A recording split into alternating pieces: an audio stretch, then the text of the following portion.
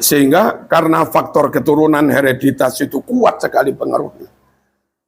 Harusnya nabi yang super fatona. Mereka-mereka yang ngaku keturunan juga cerdas-cerdas. Jangan balul-balul ngaku keturunan nabi.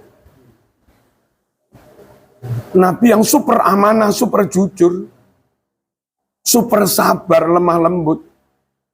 Itu mereka yang ngaku keturunan nabi harusnya punya karakter seperti itu. Al-Iqudasaf, faktor gen itu mesti menurun. Kecuali orang biasa kayak kita-kita lah. Mungkin agak lorek-lorek. Kita biasa tahu-tahu ada anak rotok pinter dikit. Ada anak yang... Tapi kalau ulama-ulama atau Brawijaya misalnya, keturunan top. Ketika Brawijaya masuk Islam, punya anak cucu. Yang mereka juga jadi ulama-ulama besar. Mereka diam nggak salah. Karena mengelola pondok besar butuh stabilitas. Butuh kondusivitas. Tapi kalau kebatilan nggak disuarakan juga salah. Kaki teramputasi nggak apa-apa. Tapi NU-nya marwahnya bisa dibangun kembali. Lek-lekan pisan, terang-terangan pisan, sak jujur-jujurnya bisa. Daripada umat tetap bertanya-tanya, oh NU tiba-tiba gelem korupsi. Karena salahnya orang itu, NU nggak ikut salah. Mbah Hasyim nggak ikut salah.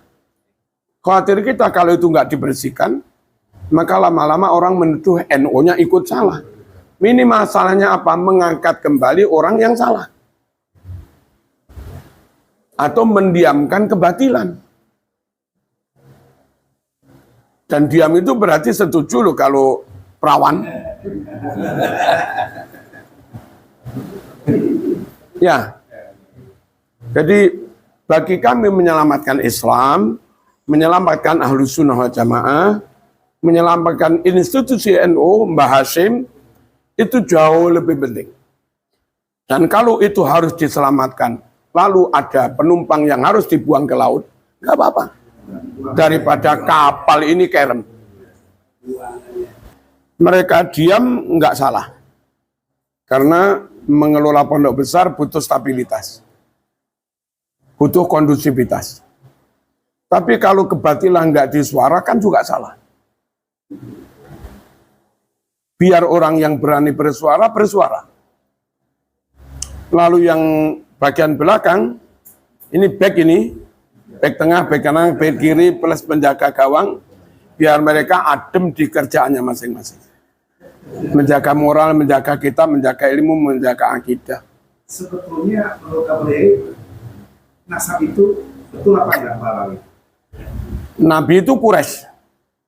Kalau orang bukan suku Quraisy ngaku keturunannya, enggak, masuk akal apa enggak? Ini Sudirman itu Jawa. Jenderal Sudirman. Jawa Purwokerto. Lalu ada orang suku Asman sana ngaku cucunya Jenderal Sudirman. Itu bisa diterima apa enggak? Nah, itu aja. Berarti enggak ada ya? Udah, simpulkan sendiri. Siap. Manut kiai.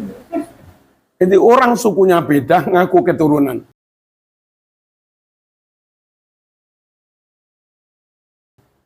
Ya, kita sulit menerima. Mungkin kita masih bisa menerima kalau ada bukti. Bukti itu dua. Kitab nasab yang bersambung dan plus ditambah bukti DNA. Kenapa kitab nasab bersambung? Kitab nasab itu mesti bersambung. Misalnya Bani Jenderal Sudirman, ada reuni keluarga. Dicatatkan anak cucunya. Ya, semua dicatat. Nanti jarak kira-kira 30 atau 40 tahun, harus ada update. Ditulis kembali anak cucunya, karena ada lahir cucu baru. Ada menantu baru. Harus dibuat lagi, tapi dibuat lagi harus merujuk kepada catatan yang ada. Tinggal nambahi cucu-cucu baru yang lahir. Nanti setelah 40 tahun lagi, harus ada update lagi. Buku nasab itu seperti itu dari dulu. Nah ini sejak abad 4, namanya Ahmad bin Isa itu hanya punya anak 3. Muhammad Ali Hasan. Sampai abad 9, itu tercatat di semua kitab nasab, anaknya 3 dok. Tahu-tahu abad 9, Ali Asakron ngarang kitab nasab berdasar mimpi. Aman bin Isa itu anaknya tambah 1. Ubaidillah nenek moyangnya Habaib itu. Terus buku nasab nggak sambung selama 500 tahun itu. Cara kita meyakini kebenarannya itu gimana? Padahal buku nasab kayak tadi 30-40 tahun ditulis baru merujuk kepada yang ada. Dan semua bani ikut tanda tangan. Nanti jarak sekian tahun diperbarui, tambahin cucu yang lahir. Semua bani ikut tanda tangan. Itu valid. Ini 500 tahun nggak tercatat, tahu-tahu ditambahkan aja. Terus kita disuruh percaya, sukunya beda lagi. Lalu faktor hereditas itu 80% atau 75% dalam menanamkan karakter murid. Proses lingkungan guru kurikulum itu paling 25%. Sehingga karena faktor keturunan hereditas itu kuat sekali pengaruhnya. Harusnya nabi yang super fatona. Mereka-mereka yang ngaku keturunan juga cerdas. Jangan balul-balul ngaku keturunan nabi. Nabi yang super amanah, super jujur, super sabar, lemah lembut. Itu mereka yang ngaku keturunan nabi harusnya punya karakter seperti itu. Al-Iqudasaf, faktor gen itu mesti menurun. Kecuali orang biasa kayak kita-kita lah. Mungkin agak lorek-lorek. Kita biasa, tahu-tahu ada anak rotok pinter dikit. Ada anak yang... Tapi kalau ulama-ulama atau Brawijaya misalnya, keturunan top. Ketika Brawijaya masuk Islam, punya anak cucu. Yang mereka juga jadi ulama-ulama besar. Misalnya Nyun Sewu, kalau di Ponorogo, ya itu terus satunya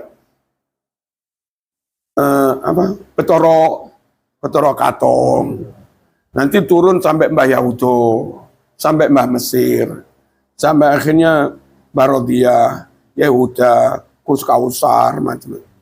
Jadi orang gen yang top-top itu senantiasa melahirkan anak yang secara genetik juga top-top. Ini nabi yang paling top, tahu-tahu melahirkan orang yang baca Arab walik dari belakang. Terus ngamuan, suka bohong. Yang mana bisa kita percaya? Kalau pro habaib dalam arti mereka berilmu kita hormati, ya rumus kita siapapun yang berilmu kita hormati karena keilmuannya. Tapi kalau nggak berilmu, orang Jawa kita perlakukan biasa, ngapain mereka diperlakukan luar biasa? Kalau mereka biasa, ya biasa saja lah. Kalau mereka berilmu, ya kita lakukan sebagai orang yang berilmu. Seperti ada orang Jawa berilmu, ya kita hormati sebagai orang yang berilmu. Bukan kami menghina mereka. Tapi ada pertimbangan lain. Mereka berilmu, oke. Tapi belum tentu NKRI. Karena mereka mengatakan Habib Rizik guru NU.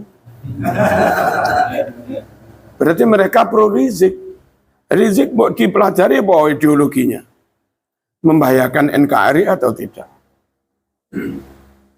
Dan kami nggak bisa dengan orang yang ideologinya bakal nabrak NKRI.